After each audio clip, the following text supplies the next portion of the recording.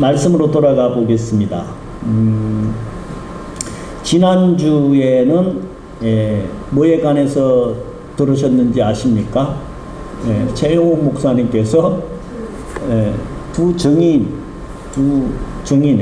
일꾼에 관한 말씀을 주셨고, 저는 다시 계시록으로 돌아가서 계시록 오늘은 15장이었잖아요. 이 앞번에는 14장을 봤습니다. 계시록 14장의 핵심 메시지가 뭐였습니까? 13장에서는 적 그리스도가 나타나 가지고 짐승의 표, 사람의 수, 그게 뭐였어요? 666이죠. 그 666 표를 받지 아니한 14만 4천 명의 노래가 앞부분에 기록이 되어 있고요. 후반부에는 그 이마나 손에 표를 받아 가지고 짐승들, 적 그리스도가 운영하는 대로 따라갔던 자들이 어떻게 멸망당하는지 포도주 접틀에 넣어가지고 밟아버리잖아요. 그러니까 그 피가 130kg 이상 피가 흘렀다. 그렇게 마무리가 되고 있죠. 오늘 15장에서는 15장은 좀 특징이 있는데, 뭐가 특징인 것 같아요? 짧다는 거예요. 8절로 구성되어 있는, 대부분 요한계시록 길이가 비슷비슷하거든요. 조금 한 20절 전후로 해서. 근데 이 15장은 8절로 구성되어 있는 짧은 게 좀 특징이에요. 그래서 내용도 짧아요.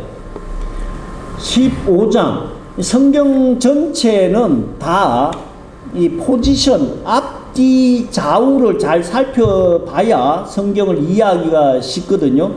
특히 계시록은 그래요. 그래서 이 계시록 15장은 어떤 좌표, 어떤 위치에 있는지를 잘 확인을 해야 됩니다. 14장까지 재앙이 있었어요.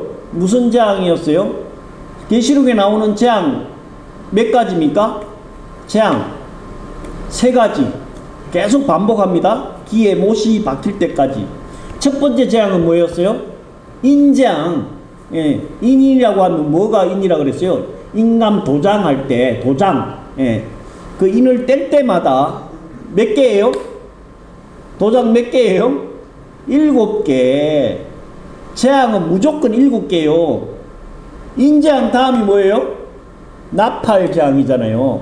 나팔은 몇 개예요? 7개. 무조건 7개예요. 그래서 지금 마지막 나팔 재앙까지가 끝났어요. 그러면 제일 마지막 재앙은 뭐라고 합니까? 제일 마지막 재앙은 대접재앙. 오늘 나오잖아요. 1절에 보니까 또 하늘에 크고 이상한 다른 이적을 보매, 이상한이라고 해석되어 있는 게 좀 잘못 해석됐다. 이상한 게 아니고 하나님께서 하시는 일이 이상한 일이 있겠어요? 기이하다, 경이롭다, 이렇게 해석하는 게 더 낫다라고 합니다. 제가 생각해도 그래요. 하늘에 크고 기이한 다른 이적을 보매 7 천사가 7 재앙을 가졌으니 곧 마지막 재앙이라. 하나님의 진노가 이것으로 마치리로다.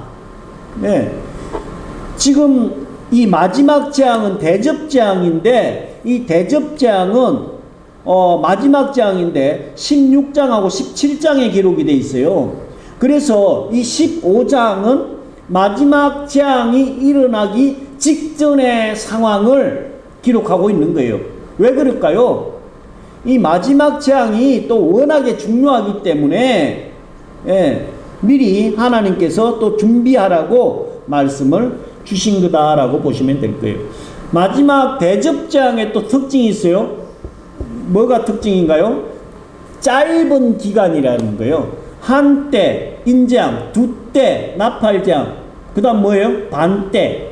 반때는 6개월이 짧은 기간 안에 나팔재앙이 이루어집니다. 그래서 이 15장의 내용이 짧게 8절로 구성되어 있지 않나는 그런 해석도 하는 분들이 있거든요. 그래서 이 15장의 재앙은 포지션, 좌표는 7 대접재앙 직전에 있을 상황을 기록하고 있다라고 보시면 될 것 같습니다. 그래서 하나님의 진노가 이제 대접재앙으로 끝이 나고, 그 다음에는 뭐가 있어요? 적 그리스도 바벨론 사단 마귀를 완전히 무저갱에 쳐놓고 악은 완전히 멸망을 시키고 이 땅에서 제거를 합니다. 그러고 나서는 뭐가 돼요? 새하늘과 새 땅, 새 예루살렘 성에 완전히 들어가서 영원한 하나님 나라에 사는 존재가 우리다라는 말씀으로 계시록이 마무리가 되거든요. 그래서 이 하나님의 진노가 이것으로 마칠 거다라고 1절에 말씀하고 있어요. 그리고 2절에 보니까 또 계속 본다는 내용이 있잖아요. 그러면 이 계시록에서는 상황이 새롭게 전개된다라고 보시면 돼요. 2절에 또 내가 보니 불이 섞인 유리바다 같은 것이 있고 짐승과 그의 우상과 그의 이름의 수를 이기고 벗어난 자들이 유리바닷가에 서서 하나님의 그 문구를 가지고 또 불이 섞인 유리바다 같은 것이 있다. 이걸 또 해석을 분분하게 하는데 이 불이 섞인 유리바닷가에 선 사람들이 누구냐라는 거예요. 거기에 아주 해석을 뒤에 연결해 갖고 잘 해놓고 있잖아요. 성경은 더 이상 벗어나도 안 되고 줄여도 안 되거든요. 그냥 말씀이 그대로 해석을 후반부에서 하고 있기 때문에 짐승과 그의 우상과 그의 이름의 수를 이기고 벗어난 자들이 유리바닷가에 서서 하나님의 그 문구를 가지고 모세의 노래, 어린 양의 노래를 부르는 사람들이라고 보시면 돼요. 그래서 이 사람들은 불이 섞인 유리바다 같은 휘황찬란한 그런 상황 가운데서 있는 사람들이 짐승과 우상과 그의 이름의 수를 이겼다. 벗어난 자들이다. 이 사람들은 언제 나온다고요? 13장에서 적 그리스도가 하나님의 백성들을 괴롭히려고 짐승의 숫자 666 그리고 우상에게 절해라, 매매를 못하게 한다, 온갖 환난과 핍박을 주는 상황 가운데서도 끝까지 믿음 지킨 사람들, 이 사람들이 불이 섞인 유리바다 가운데 찬란한 가운데 하나님을 찬양하고 경배하고 노래하는 그런 상황이라는 거예요. 그래서 이 사람들이 뭐라고 노래하느냐? 모세의 노래, 어린 양의 노래.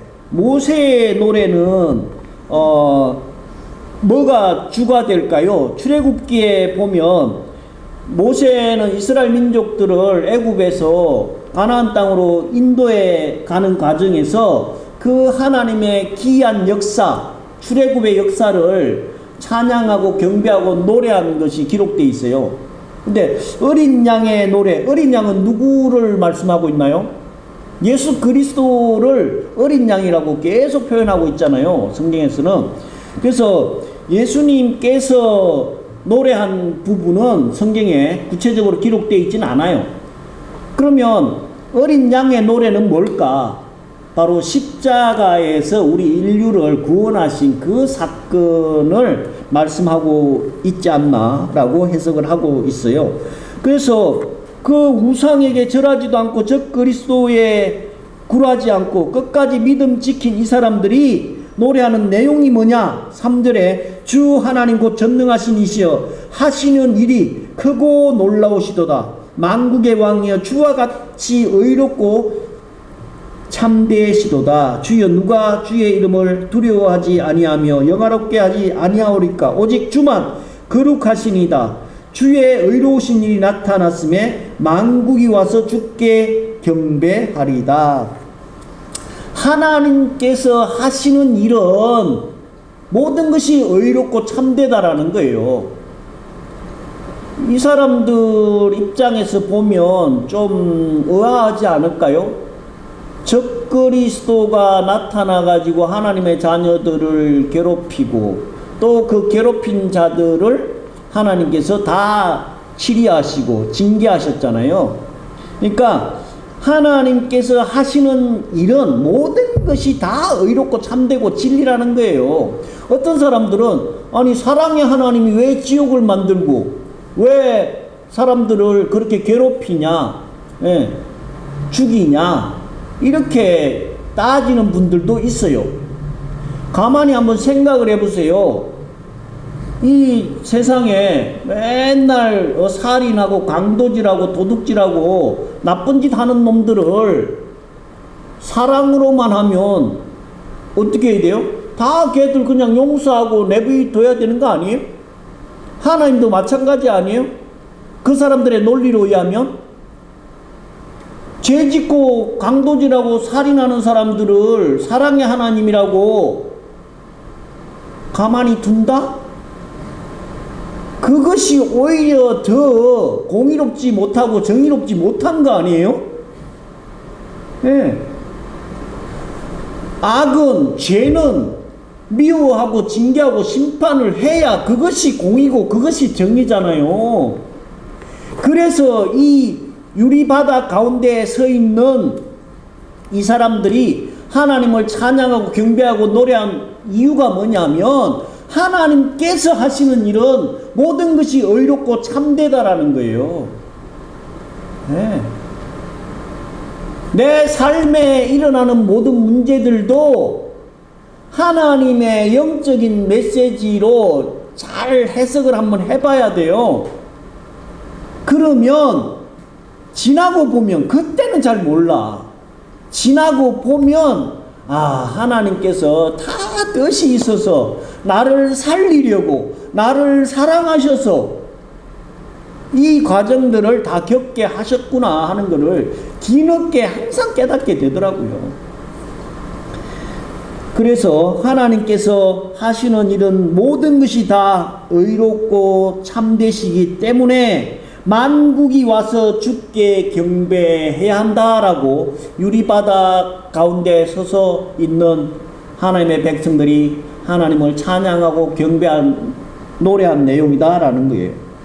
자, 상황이 또 바뀝니다. 5절에 또 일 후에 내가 보니 하늘에 정거장막의 성전이 열리며 7 재앙을 가진 7 천사가 성전으로부터 나왔다.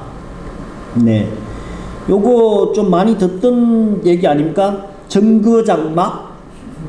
신천지.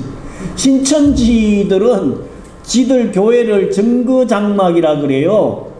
그래서 신천지 교회를 하나님 나라의 정거장막이다. 이 정거장막이라는 게 출애굽기에서 모세가 하나님의 말씀대로 텐트, 성막을 지은 거, 그것을 이야기하는 건데, 신천지는 지들만, 자기들 교회가 마지막 때에 구원받는 교회다, 정거장막이다, 이걸 악용하고 있다니까요. 어이가 없어요.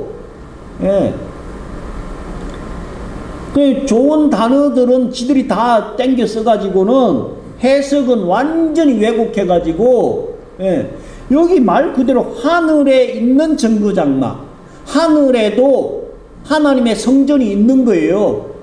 거기에 문이 열리니까 7 천사가 7 대접을 가지고 나왔다 이 얘기예요. 그러니까 좋은 의도로 모든 걸 시작하는데 올림픽을 보면서도 그래요. 올림픽이 우리 사람들을 건강하게 만드는 그런 과정에서 누가 더 건강하게, 건전하게 하나님의 주신 이 몸을 관리할 거냐, 그걸 경쟁을 통해 가지고 보여주는 건데, 이 올림픽을 정치적으로 종교적으로 악용해 가지고 특히 그 개막식 때 프로그램들이요 전부 동성애자들 옹호하는 프로그램, 예. 그리고 기독교를 모독하는 그런 프로그램으로 왜곡시켜가지고 이 적그리스도 종말의 때가 되니까 계속 더 그런 거예요. 신천지도 마찬가지. 말도 되지도 않는, 예? 어떻게 신천지 교회가 정거장막이고 거기만 구원이 있다라고 이야기를 하냐고. 예. 그래서 그 하늘의 정거장막에 성전이 열리니까 6절에 7재앙을 가진 7천사가 성전으로부터 나와서 뭘 가지고 나왔어요? 밝고 빛난 세마포 옷을 입고 가슴에 금띠를 띄었다. 가슴에 금띠는 계속 그 근위와 위엄을 상징한다라고 앞부분에서도 말씀을 드렸어요. 7절에 네 생물 중에 하나가, 네 생물은 누구예요? 예. 성경 계시록 4장에 나오잖아요. 예, 사생사독이라고 이 하나님의 보좌를 지키는 네 생물이 있었어요. 그 네 생물 중에 하나가 영원토록 살아계신 하나님의 진노를 가득히 담은 금대접 7을 그 7천사에게 줬다. 예. 7천사에게 7대접을 전달하는 과정이에요. 왜 그래요? 이제 마지막 재앙이 7대접 재앙이잖아요. 그래서 그 네 생물 중에 하나가 7천사들에게 7대접을 전달했다. 그리고 8절에 하나님의 영광과 능력으로 말미암아 성전에 연기가 가득 차매 7천사의 7재앙이 마치기까지는 성전에 능히 들어갈 자가 없었다. 네. 하나님의 임재가 충만할 때는 그 성전 안에 연기로 가득 차 있었다. 언제 또 이런 상황이 겪어봤나요? 솔로몬이 하나님의 성전을 완공해가지고 낙성식, 첫 예배 드릴 때에 그 안에 연기로 가득했다. 성령이 충만하고 하나님의 임재가 충만할 때는 연기같이 그 안에 가득했다. 하나님의 성전도 마찬가지로 하나님의 임재가 강력하기 때문에 연기같이 이렇게 보였다, 이렇게 표현하고 있어요. 그래서 그 7재앙이 마치기까지는 성전에 능히 들어갈 자가 없다. 왜 그럴까요? 이 재앙이 완전히 끝나야만 이제 새롭게 완전한 하나님 나라, 새하늘과 새 땅, 새 예루살렘 성이 이제 이루어지고 그 안에 하나님의 백성들이 들어가서 찬양하고 경배하고 노래할 수 있는 상황이 생기기 때문에 이 7대접재앙이 아직 끝이 안 났기 때문에 그 안에 들어갈 자가 없다라고 말씀하고 있어요. 말씀 정리해 보면 15장은 마지막 재앙, 7대접재앙의 직전의 상황을 묘사를 하고 있는데 하나님의 공의와 진노와 심판은 차질이 없이 차근차근 우리 인생들이 볼 때는 좀 늦은 것 같지만 하나님의 시간표대로 다 이루어지고 있어요. 예. 그 하나님의 시간표가 이제 거의 끝날 때가 이 인류사에서도 마지막으로 치닫고 있는 것을 우리는 눈으로 지금 보고 있는 상황이에요. 그래서 하나님께서는 끝까지 뭐 하셔요? 기회를 주신다니까 어떻게 하든 한 영혼이라도 구원하고 멸망당하지 않도록 기회를 주지만 우리 인간들이 강팍해서 악으로 가득해서 그 하나님의 기회를 수용을 하지 않고 멸망길로 치닫고 있죠. 그렇지만 하나님께서는 악과 죄를 싫어하시고 심판하시는 하나님의 공의를 이 15장의 말씀을 통해 가지고 우리는 확인할 수가 있습니다. 그래서 우리의 최종 목적지는 어디입니까? 새하늘과 새 땅이거든요. 하나님의 성전이 열리고 그 성전 주변에서 유리바다 가운데에서 아버지 하나님, 모세의 노래, 어린 양의 노래를 마음껏 부를 수 있는 그런 우리의 신분이 되어야 된다는 거예요. 그래서 마지막 대접재앙 직전에 인류사가 끝나기 전에 예수님께서 재림하시기 전에 우리의 믿음 준비를 잘해서 유리바다 가운데에서 하나님을 마음껏 찬양하고 경배하고 노래하는 저와 여러분 되시기를 예수 그리스도의 이름으로 간절히 축원드립니다. 기도하겠습니다. 주님 감사합니다. 우리 인간들은 멸망받을 수밖에 없었지만 아버지 하나님의 놀라운 사랑과 은혜로 십자가의 구속으로 인하여서 저희들이 하나님을 찬양하고 경배하고 자녀가 되는 권세를 누릴 수 있도록 은혜 주셨습니다. 하지만 끝까지 아버지 하나님 말씀 믿지 않고 즉 그리스도를 따라 사는 멸망받을 수밖에 없는 존재들도 있었지만 아버지 하나님 믿음을 끝까지 지켜서 유리바다 가운데에 서서 아버지 하나님 찬양하고 경배하고 노래하는 하나님의 자녀들도 있었습니다. 아버지 하나님 여기 머리 숙인 하나님의 귀한 자녀들 끝까지 믿음 잘 지켜서 아버지 하나님께서 다시 오시는 그날에 공중에서 아버지 하나님 맞이하게 하여 주시옵시고 영원히 유리바다 가운데에서 주님만을 찬양하고 경배하고 노래하는 하나님의 귀한 자녀들로 인쳐 주시옵기를 간절히 바라옵고 원하오며 우리 주 예수 그리스도로 감사하며 기도를 옵나이다. 아멘.